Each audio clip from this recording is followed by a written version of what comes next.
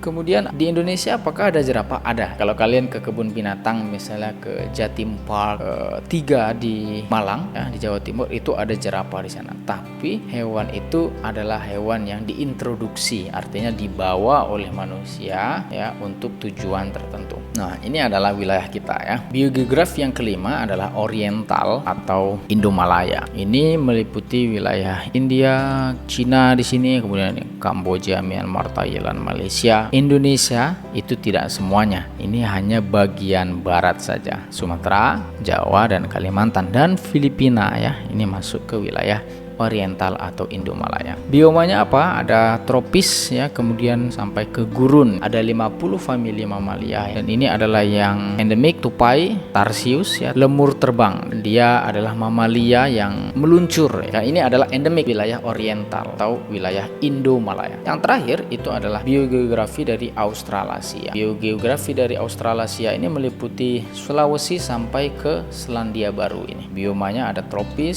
savana, kemudian gurun ya. Ada 28 famili mamalia di sana dan ada 12 famili yang endemik ya. Ini ada monotremata ya. Ini adalah mamalia yang bertelur ya. Kemudian ini adalah kelompok yang berkantung ya. Kelompoknya Macropodidae, ada kanguru, ada walabi juga di sini. Indonesia sebetulnya fauna yang di bagian tengah ini sebetulnya tidak juga mirip dengan yang bagian timur, sehingga ada garis baru yang memisahkan bagian tengah dengan bagian lainnya, yaitu garis Weber. Garis Weber itu yang akan memisahkan fauna-fauna yang di bagian Sulawesi itu kan unik-unik ya, misalnya babi rusa itu unik sekali di sana. Nah, bagaimana biogeografi itu bisa memunculkan spesies-spesies yang berbeda yang hanya endemik di wilayahnya saja? Maka kita akan tertuju pada teori continental drift atau pemisahan daratan. Dahulu kala bumi ini hanya ada satu daratan yang disebut dengan Pangea atau bahasa Inggrisnya Pangaea. Ini adalah satu daratan semuanya. Ini ada North America, ini yang akan menjadi Amerika Utara, ini yang akan menjadi Amerika Selatan, ini Afrika, ini India, Antartika, Australia, dan yang kecil-kecil lainnya masih banyak.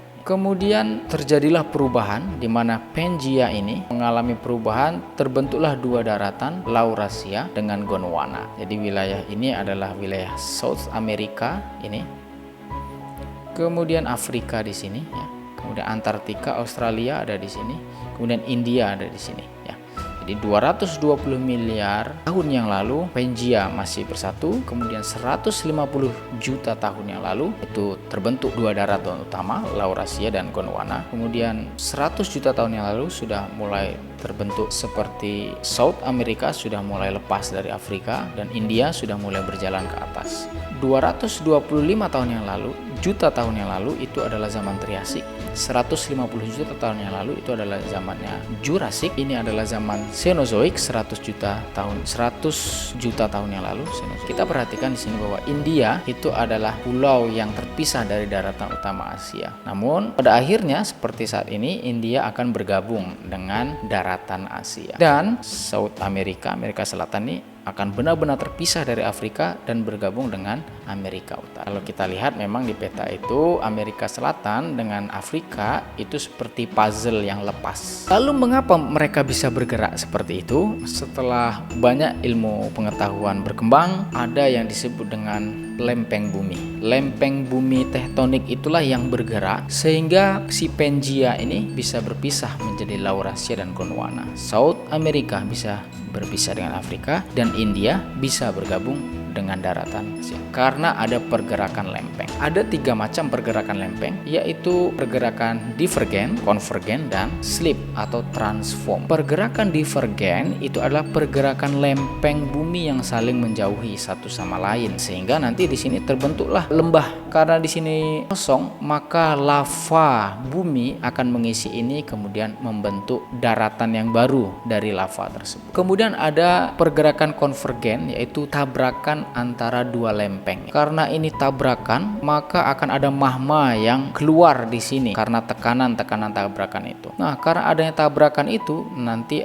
bisa saja terbentuk gunung atau terbentuk gunung di lautan karena ada tabrakan lempeng, sehingga yang satu ke atas ini akan muncul. Kalau di lautan, kalau sampai dia ke atas permukaan laut, maka akan muncul seperti gunung ya. Kalau di daratan, maka akan terbentuk gunung-gunung yang seperti kita lihat itu. Kemudian ada slip atau transform. Ini pergerakan yang tidak menjauhi, tidak saling bertabrakan, tapi berlawanan arah. Ini hanya menimbulkan patahan saja. Ada banyak contohnya di muka bumi, kalian bisa mencari di internet. Slip atau transform tectonic plate example, kalian ketik di Google, kalian akan melihat. Dari ketiga ini, yang menimbulkan aktivitas vulkanik itu adalah yang divergen dan juga konvergen, sedangkan slip atau transform itu tidak. Dua proses inilah yang menggiring daratan-daratan itu memisah dan juga menyatu. South America dengan Afrika berpisah, India dengan Asia itu bersatu. Sehingga apa? Karena adanya tabrakan itu, India ketika bersatu dengan Asia, dua lempeng bertemu, maka muncullah pegunungan Himalaya. Itulah asal muasal dari pegunungan Himalaya. Setiap tahun 1 sampai 2 inci lempeng bumi itu bergeser.